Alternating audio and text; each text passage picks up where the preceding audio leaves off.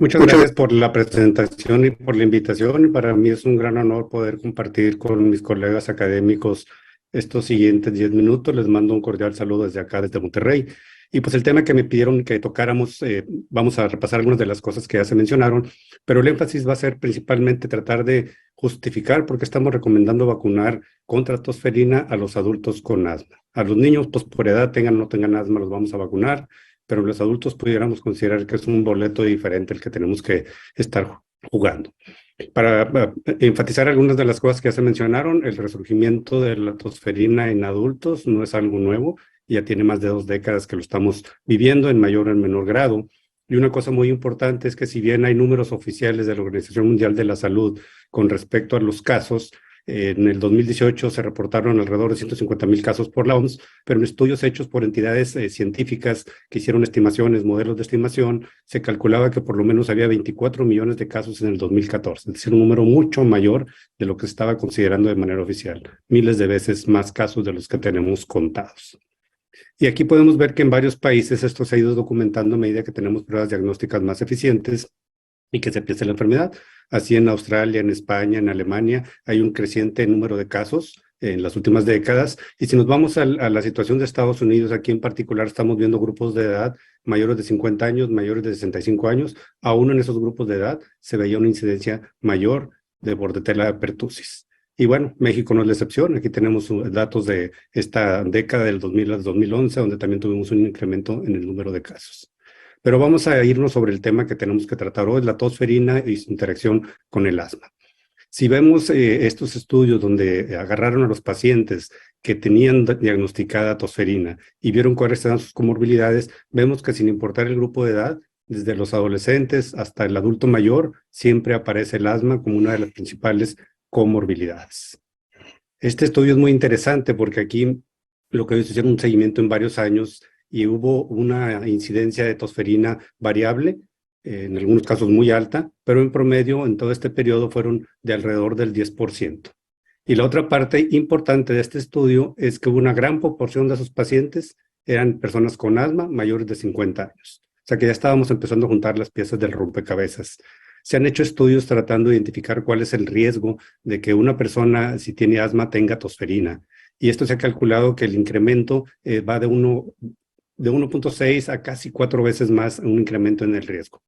Pero no solo se incrementa el riesgo de que una persona con tosferina tenga asma o viceversa, sino que también van a tener esos pacientes con asma, si les da tosferina o EPOC, cuadros más severos y con mayor número de complicaciones, como lo podemos ver en esta gráfica.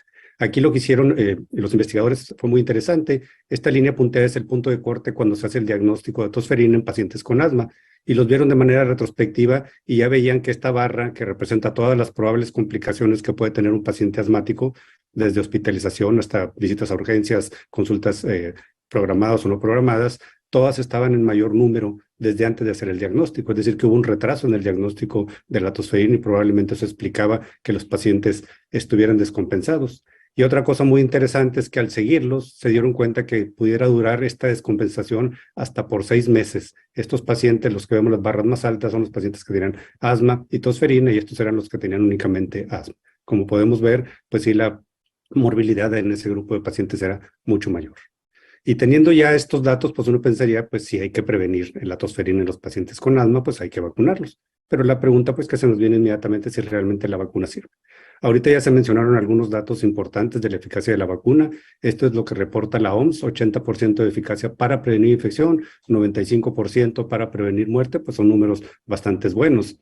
Pero en particular, la mayor parte de la información es en niños. En particular, si nos vamos a los adultos, bueno, pues estamos viendo estudios recientes, 92% de eficacia, en adolescentes 78%, o sea que sí hay evidencia que también funciona para prevenir.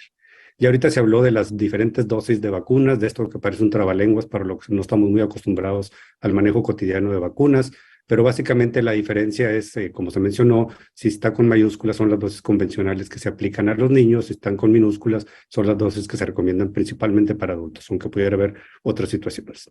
Y en los estudios que se han hecho comparando estos dos tipos de vacunas, se ve que esta vacuna con dosis menores en adultos es igual de efectiva que la dosis convencional que se aplica en los niños. Y se ha visto en el seguimiento de los adultos vacunados que la incidencia de tosferina se disminuye hasta un 44% en el periodo de 10 años siguiente a la vacunación. O sea que sí estamos teniendo una eficacia en vida real con esto.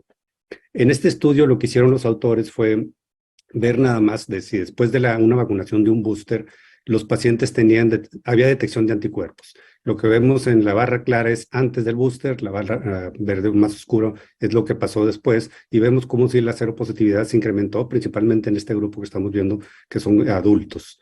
Y si nos vamos a la medición de niveles de anticuerpos, pues la diferencia todavía se magnifica, donde vemos que se incrementa muchísimo el nivel de anticuerpos, es decir, no solo tenían anticuerpos positivos, sino los tenían en títulos muy altos al recibir un booster los adultos.